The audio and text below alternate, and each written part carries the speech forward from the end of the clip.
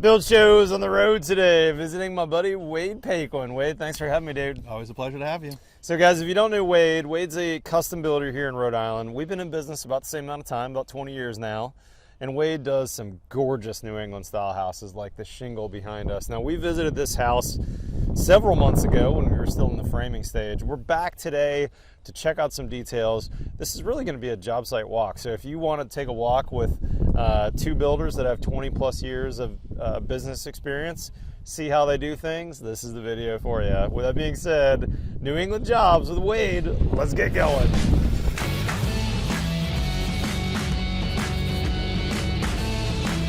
All right, Wade, beautiful house, man. I love this shingle style.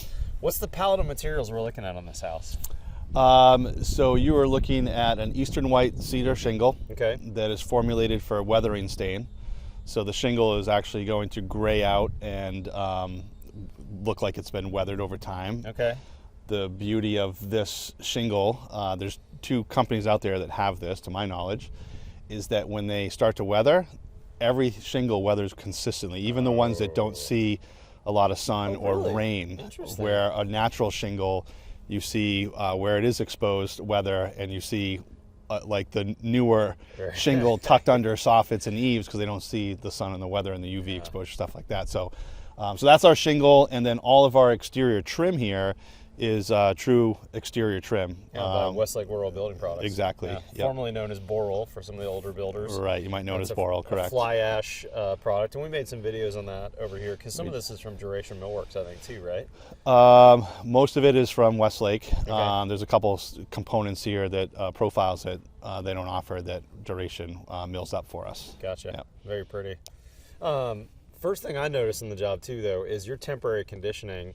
And I've seen you use the heat pump like I do, that 5-ton mounted on a trailer, but this looks like it's propane. Talk to me about what you got going on here. Yeah, so you know the importance of keeping the house, once we're weather tight and dried in, to start getting the house dried out and get the environment in the house acclimated, right? So our subfloor is drying out, our studs are drying out. Really important for future things like wood flooring. Yes, big time. Cabinetry, interior doors, right? All this stuff that expands and contracts. We can actually have a pretty strong impact on those products for the life of the home. That's right. By starting this now, right? Huge. So that's why the heater's here. We're underway inside. Floors are done. Interior doors are being installed. Trim is underway. Cabinetry is installed. So this is really critical. Two other big benefits of that too, I would tell you, Wade, that we've experienced over the years is subs want to come to your job when it's conditioned, right? They like working in the warmth. It's warm and it's freezing out today. And secondly, by mounting this propane mounted unit outside, it acts like a furnace where the atmosphere is grabbing both the water and the fumes rather than the old school salamander heaters we used 20 years ago to get warm in the house, which do provide a lot of warmth, but they also had a lot of water load to the house. So by doing this outside furnace like this, we're not adding that water load, we're just adding the heat that we need. And I suspect that even though this is only in one place in the house, you just have two ducts going in that one spot, that the whole house is probably heated because you're building such a airtight and well-insulated house. Is that true? That is true, yeah. So I think this has two supplies or branches out inside.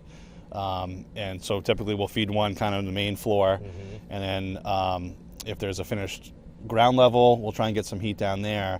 We typically don't put heat to the second floor because heat rises, so the second floor usually stays just as comfortable as the first floor. And you're not trying to get this to 70 degrees, right?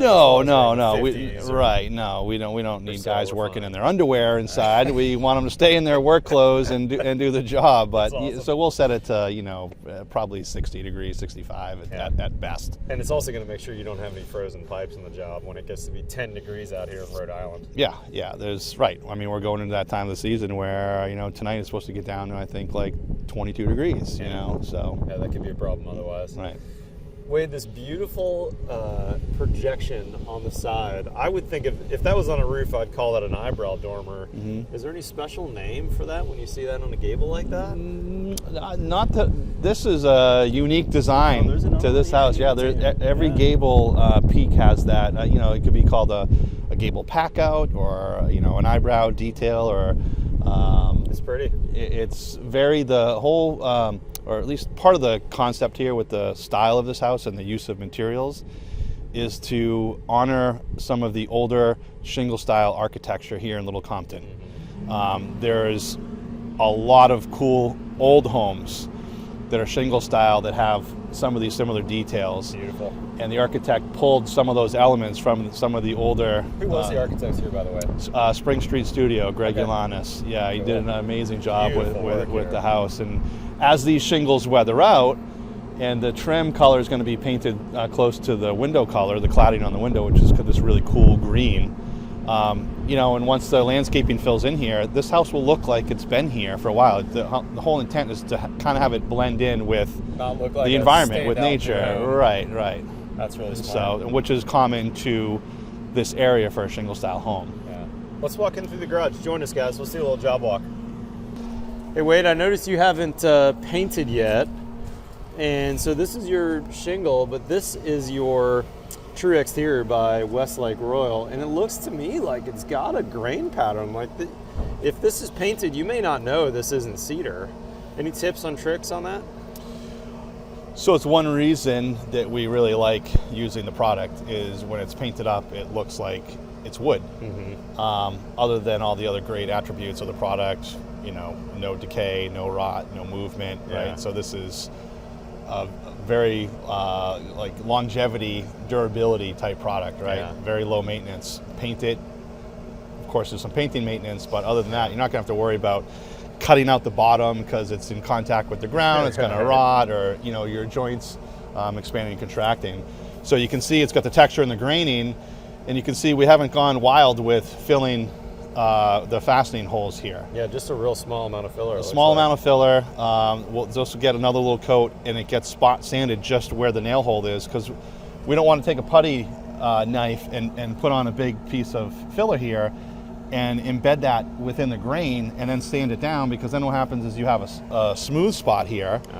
And when this is painted up, you'll see graining and smooth spots. So you'll see that flashing effect of it. So we really take a lot of care in just trying to fill the fastening hole and maintain as much of that graining so it looks like real wood when it's painted up. That's really smart. Now I got a question for you. I see you use both this and some Versatech PVC. How do you make the choice between one or the other on the job? Is it budget related? Is it whether it's painted or not? What's your thoughts on figuring out what to use where? So there's a couple factors there. Certainly budget is one, and customer preference, right? I personally like to paint PVC when it's installed. Okay. I want to see the brush strokes on it. I want it to look like as much of a wood product and natural. not a PVC product. Got it. But some clients that don't want paint on the exterior of their house, right? So they have a shingle, low maintenance, right? We've always talked about there's no such thing as no maintenance. It's lower maintenance. It's how low can you get your maintenance. Right. So, shingles, low maintenance, eventually these will have to be touched up, stained. If you stay on top of your maintenance, it solves, instead of avoiding a bigger problem down the road. PVC, clients will say, hey, I don't want to paint it because I don't want to have to paint it every, 10 years. Okay, so then we'll keep it white because they want white trim on their house. So because the nature of the product is white, we can use the Cortex screws, plug them, and it's done, right? And then worst case, you're doing some washing or pressure washing of the product. Other clients, aren't sold on this product maybe, and they want PVC and they will paint it, and they know there's some maintenance. And then there's clients like this and others. You've seen a few of my jobs today that have this True Exterior trim on it. Yeah, you use it a lot. And we're pushing it a lot because it's a great product. It's the most wood-like product out there without being wood. Right. And so when it's painted, and this needs to be painted, it doesn't have to be primed. There's no primer needed here. We can just put the paint on it and you're done. I suspect this holds paint really well too, because there's very little expansion and contraction of this material. So it probably, and it also is not absorbing water. So there's probably not a lot of paint film stress, which means I suspect you get a longer paint life. Absolutely. Yeah, good stuff. Come on inside. Let's go see what we got going on. Oh, the garage, the old trim shop for the garage. Always nice. Love seeing some crown mold. That looks good. What is what's the trim product you're using here? It looks like a pre-primed. something? Yeah, here? this is all Windsor 1. That's all Everything's Windsor 1, okay. all Windsor 1 trim here. Beautiful. Yep, so it comes pre-primed, and you can see it's on a rack. This is the garage, high ceilings. We've got a zone, some HVAC equipment up there that's feeding what will be the customer's wood shop, a full-blown workshop. Wow, that's fantastic. How nice is that? The trim guys are liking this for now too, aren't they? They are. Oh, that heat feels good. I like that. So you're in a blue board and plaster market, aren't you? I can tell this is not drywall. Plaster veneer. Yeah, plaster veneer. I have not done a job with drywall and compound and probably before I started my business. Is that right? Yeah. Wow. Yeah, it's plaster is very common here in the Northeast. Interesting. And then what do you guys do for stairs? Are these just sub-temporary treads that you're going to pull off and put your finished carpenter will actually do the treads and the risers later and build this whole staircase we're out? Actually for this job and a lot of other active projects right now, if you walk in, you'll see temp stairs. These are getting completely removed. Oh, so this is temporary altogether then? It's full temporary. Gotcha. The entire staircase system for this job and some others are being built off-site and being brought in and installed in one unit. Yep. Oh, wow. Yep. Interesting. So this is really just for construction purposes. Yep. And at what stage do you pull this out and put the real stair in? Soon. Okay, so Very pretty soon. soon. You're in the trim stage now. You can see trims going up, cabinetry's in, interior doors are in and trimmed out, so and the floors are down. So we'll start to run baseboard after all the legs of the casing on doors are done, and then get ready for stair and stair parts. You said that matter-of-factly, but there's something you need to catch here. Floors went down and then trim came. So like if you look at this wall right here around the corner, hardwood floors are in. The hardwood guy brought it up to 1/4 inch or so of the drywall, and that baseboard is not on. So now the finished carpenter, when he comes, is going to drop that base down, and you don't have to do a shoe molding, you don't have to do a scribe molding. He's going to actually drop that right onto the floor.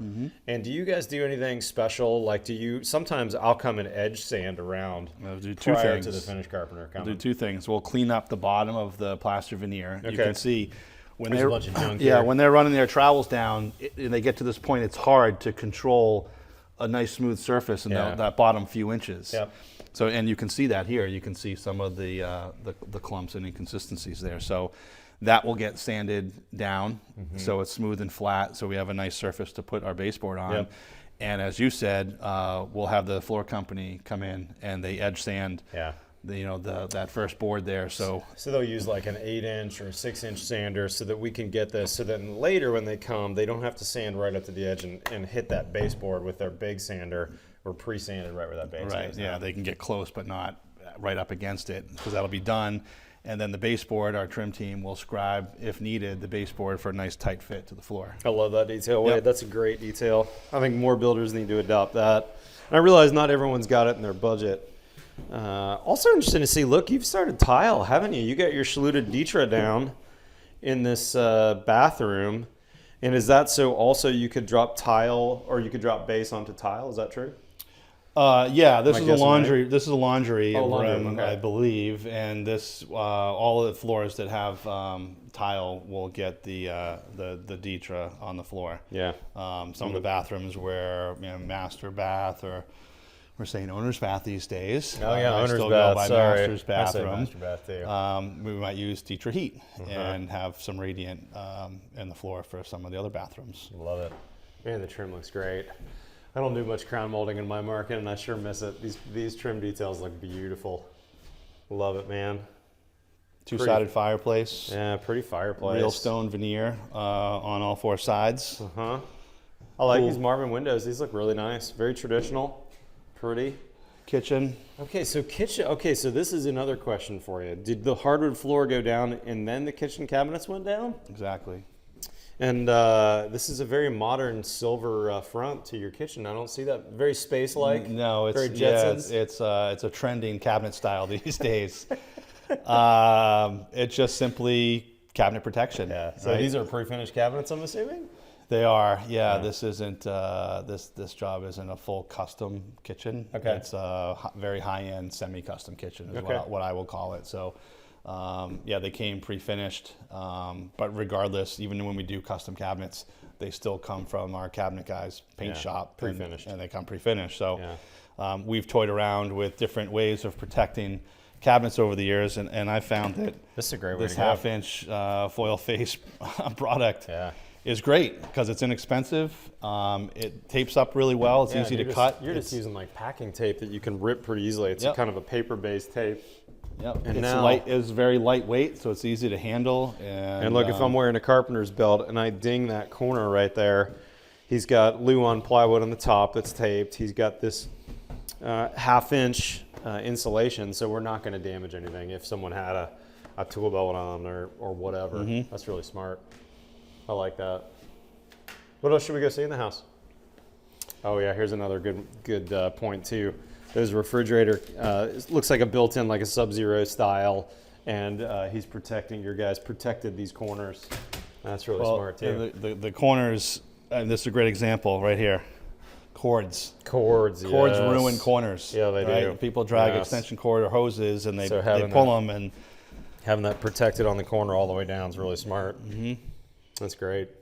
So we won't take this off until countertops are end. getting ready to be templated, and then we'll put it back until the countertops go in, and then after the countertops are in, we protect it again, and then it'll come off at final cleaning. So the whole time, we minimize punch list. Yes. The more we can do now, the less we have to do later. Another thing to point out on that too, notice where this wraps around the corner. He did not tape it to the pre-finished painted surface right here. This is just loose.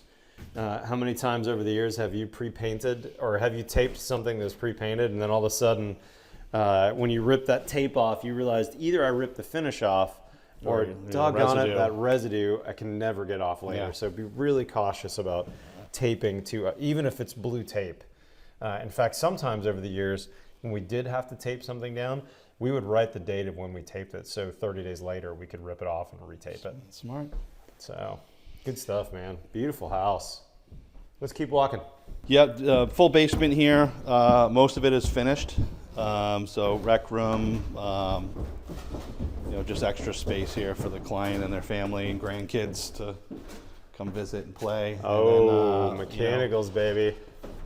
Your and my favorite room in any project. This is definitely my favorite room. Come on in. Oh my gosh, look how pretty this is, man. I love seeing this. So you made kind of a manifold system for each one of your hot and cold lines. Kudos for your plumber for sticking to the traditional blue for cold and red for hot too. I do like that. Interesting to see you got some half-inch pipes for most locations, but you went to 3/4. I wonder if that's a washer and dryer maybe that needs a heavier line, a 3/4 Yeah, line. it could be. Yeah, and sometimes depending on a thermostatic mixing valve or something, Gotta master go bigger shower line. will require the 3/4 over the half-inch. I wonder if this is a hose bib and that's why there's a drain down feature on there. Is that possible? It is possible. Yeah, he hasn't labeled everything yet. Yeah, he hasn't but, labeled it yet. They will be labeled, and that could be exactly why. I don't know off the top of my head. That makes a lot of sense. If this is a hose bib outside, you turn the hose bib on, open this up with a bucket of water. We're going to drain down the system and let water in, so then that line is totally clear. So even in Rhode Island, where a frost-free hose bib that shuts off, an Aqua hose bib that shuts off 8 inches in, it still could freeze if it's cold enough, long enough outside. That's true. So you really should be draining down your system. Also like to see, this is your closed cell detail. So I suspect that you spray foamed onto the gravel and then dropped your slab. Wade coined it. Yeah, the pioneer. Wade's the pioneer on that one. Slab installation detail. So this entire slab here in this large basement was spray foamed, closed cell. How much thickness are you putting under there? Minimum 2 inches. Okay. So between 2 and 3 inches is, so it's is the R15 minimum we'll do. plus probably under there. 14 plus. Yeah. Yep. And then that's over. The detail. Yeah. You mentioned gravel, and there's a little discrepancy in areas of the country. Some people actually refer to gravel as some type of a stone. For me, gravel is dirt.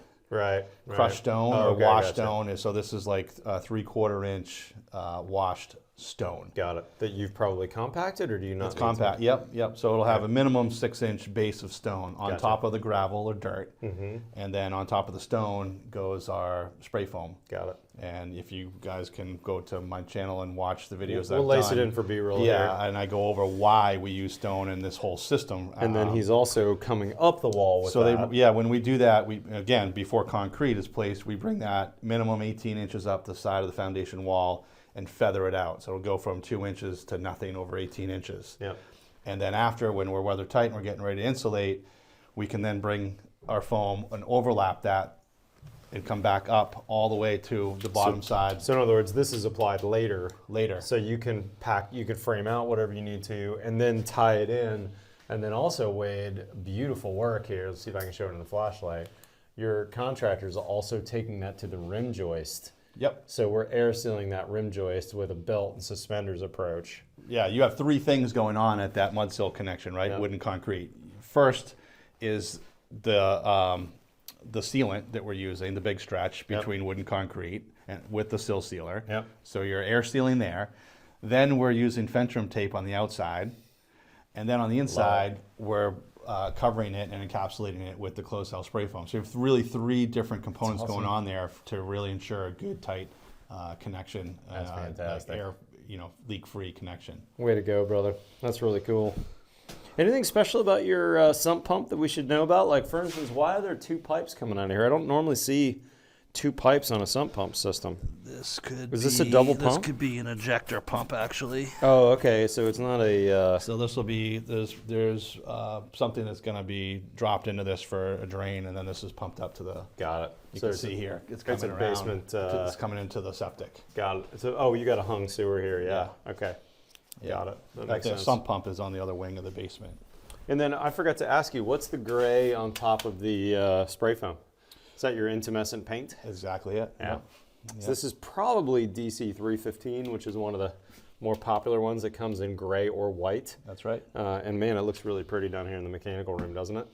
Yeah, it's like having a good installer that can keep the foam fairly flat, and then when the paint goes on it, it Goes it away. looks like concrete. It does but look like concrete. It's got this kind Yeah. of concrete, like cave Yep. feeling for I me. like it. Now, I don't normally see copper pipes running to a furnace. I suspect this is not a traditional furnace. This is probably a radiant system, right? Where you're getting the heat from your boiler to run a radiant coil in your forced air furnace. Am I right? That's right. Yeah, you can follow the piping and see that. Yep. Got it. That's cool. Yep. So big boiler, probably propane fired on this in this area. It's propane fired, correct? So that's bringing the heat to the forced air furnace, and then that's also bringing the heat to your domestic hot. So there's probably a loop in here that's transferring the heat from the boiler to the domestic hot water as well, right? Correct. Yep. Cool. Man, Yeah. all this copper looks great. And this is also, it looks like press fittings. This is that Viga press system, which I use on my in-laws house. I like that.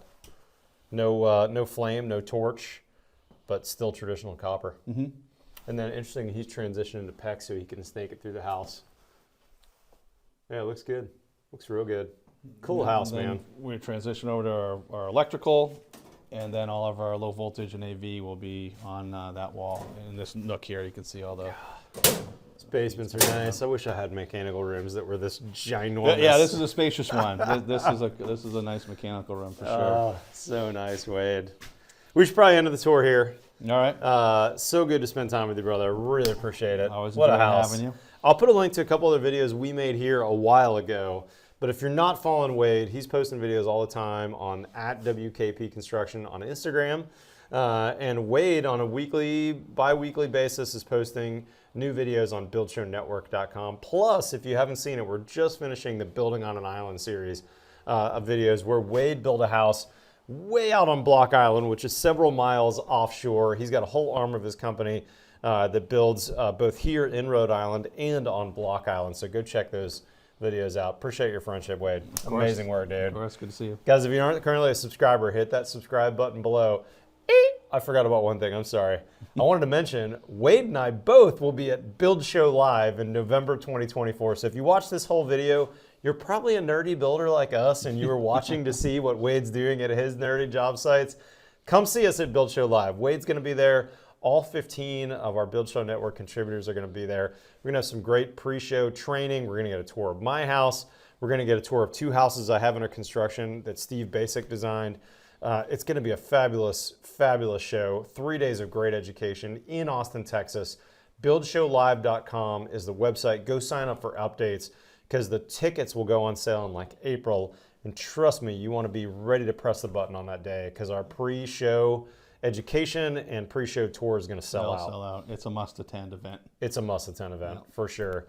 Guys, follow us on TikTok or Instagram. Otherwise, we'll see you next time on The Build Show.